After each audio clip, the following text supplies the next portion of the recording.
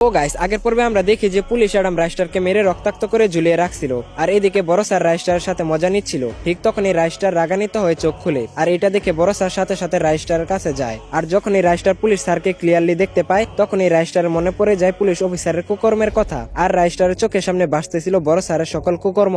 আসলে এই বড় স্যারটা হচ্ছে ফ্রি ফায়ারের অ্যান্টিনিও ক্যারেক্টার, যে কিনা সবসময় ডাকাতি করে বেড়ায়। একটা সময় রাইস্টারও পুলিশ ছিল, আর তখন রাইস্টার অ্যান্টিনিওকে গ্রেফতার করার চেষ্টা করতেছিল, কিন্তু অ্যান্টিনিও ছিল খুব চালাক চোর। আর তার ভাই ছিল জোসেফ ক্যারেক্টার, যে কিনা ওই সময় পুলিশ অ্যাডামকে গুলি করে দেয়। পুলিশ অ্যাডামকে গুলি করার কারণে রাইস্টার সাথে সাথে জোসেফকে গুলি করে দেয়। কিন্তু তার আগে বন্ধুরা, তুমি যদি ফ্রি ফায়ার লাভার হও তাহলে ভিডিওটাতে লাইক দিয়ে চ্যানেলটা সাবস্ক্রাইব করে দাও। এরপর অ্যান্টিনিও বয়ে রাইস্টারের কাছে মাফ চায়, কিন্তু রাইস্টার অ্যান্টিনিওকে কোনোভাবেই মাফ করে না। অ্যাডাম আর রাইস্টার মিলে তখনই অ্যান্টিনিওকে গ্রেফতার করে ফেলে। আর তখন থেকে অ্যান্টিনিওর মনে রাগ ছিল, সে রাইস্টারকে মিথ্যা মামলায় গ্রেফতার করাবে। বন্ধুরা, নেক্সট পার্টি নিয়ে আসবো আসল রহস্য। তাড়াতাড়ি লাইক সাবস্ক্রাইব করে পার্ট 6 কমেন্ট করো।